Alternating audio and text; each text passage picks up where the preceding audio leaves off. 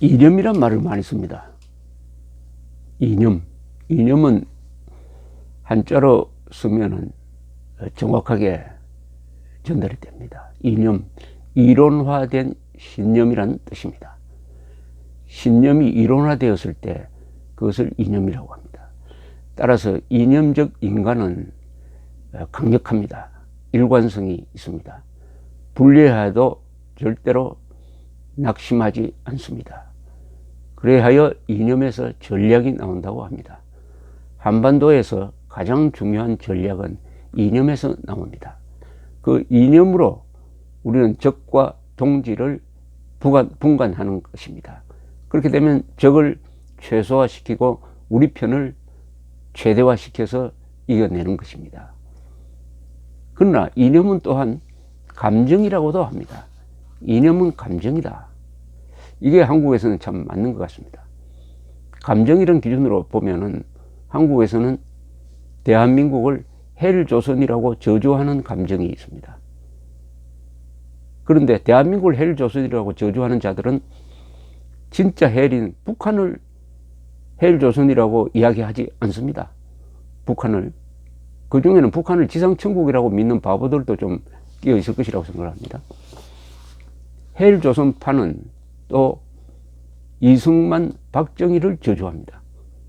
미국을 저주합니다.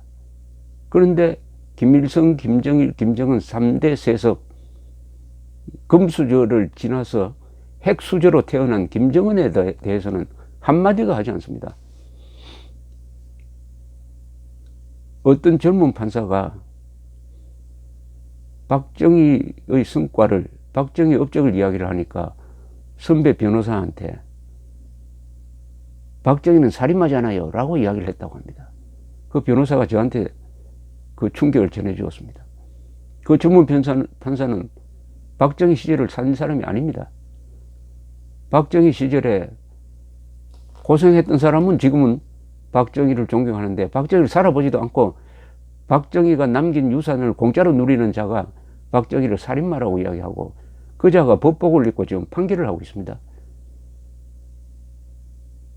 그 앞에서 피고인이 되어가지고 재판받는 사람들이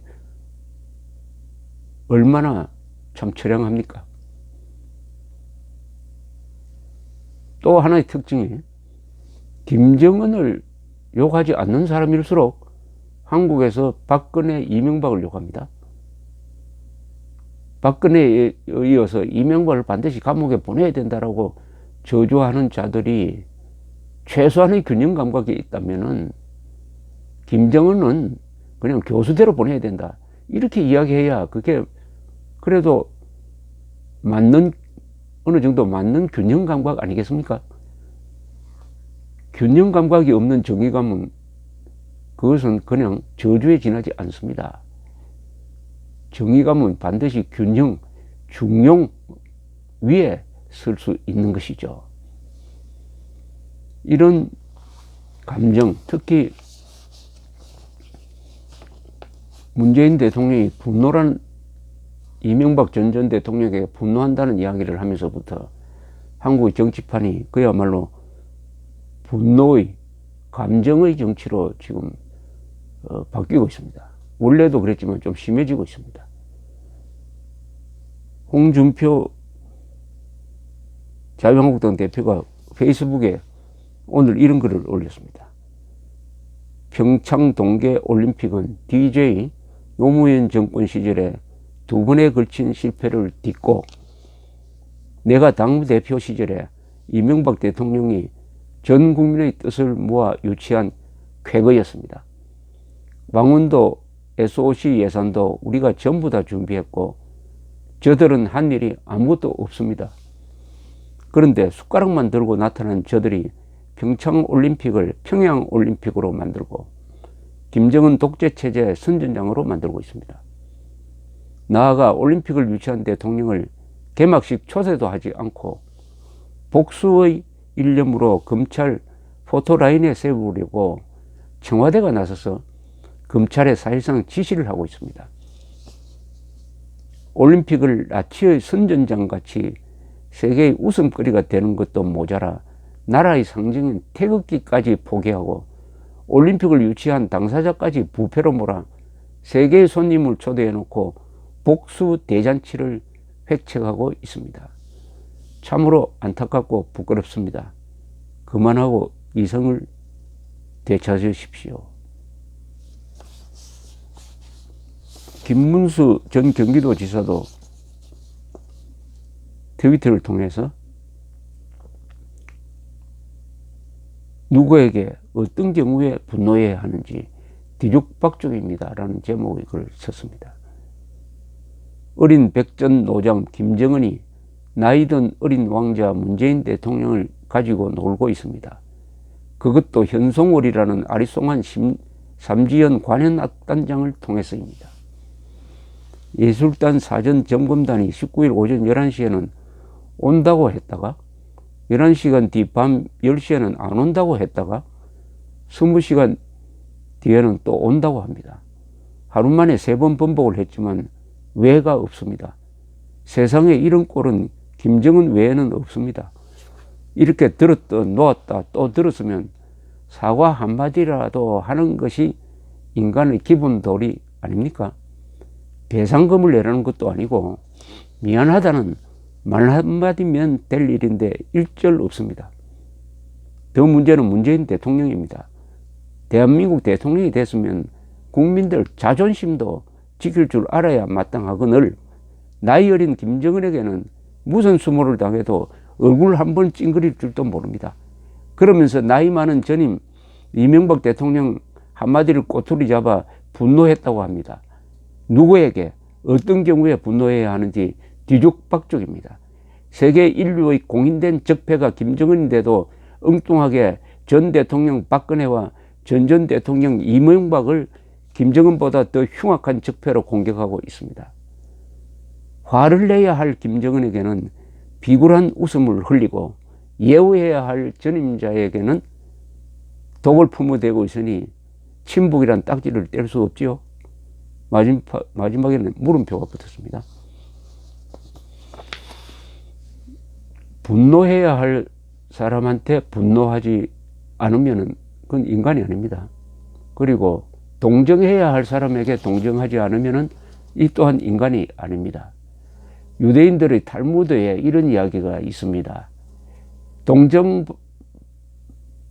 잔인한 자를 동정하는 자는 동정받아야 할 사람에게 잔인하다. 잔인한 자를 동정하는 자는, 이거 잘 한번 기억해 봅시다. 잔인한 자를 동정하는 자는 동정받아야 할 사람에게 잔인하다. 이거 누구한테 해당이 되죠? 잔인한 자를 동정하는 자는 동정받아야 할 사람에게 잔인하다. 이것을 들이대면 남한의 종북 좌파의 폐륜성이 그대로 드러납니다. 잔인한 자, 김정은을 동정한 자는 동정받아야 할 사람 누굽니까? 북한 동포죠. 국군 포로죠. 탈북자들. 이런 사람들한테 잔인합니다. 잔인한 자를 동정하는 자는 동정받아야 할 사람들에게 잔인하다. 어떻게 대한민국 국민으로 살면서 김일성, 김정일, 김정은에게 화를 내지 않고 분노하지 않고 살 수 있습니까? 세계가 다 분노하는데, 세계 공통의 적폐가 김정은인데 어떻게 김정은에게 분노하지 않고 박근혜, 이명박, 박정희, 이승만에게 분노할 수가 있습니까? 이런 감정 구조를 가진 사람을 우리가 정상인이라고 할 수 있겠습니까?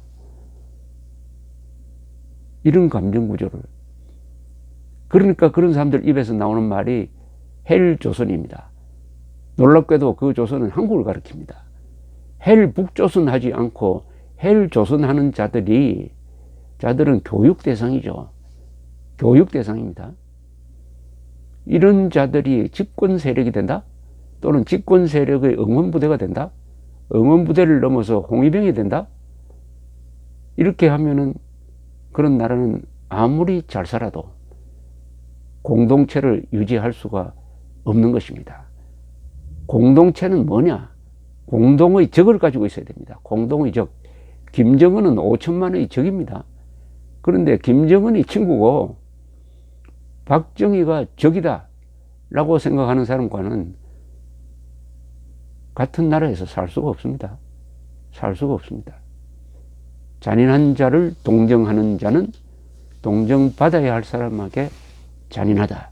요 말을 기억하시고 이것을 잣대로 삼아서 정치인들, 대통령들, 그리고 지식인들을 판별하는 하나의 기준으로 삼아 보시기 바랍니다. 감사합니다.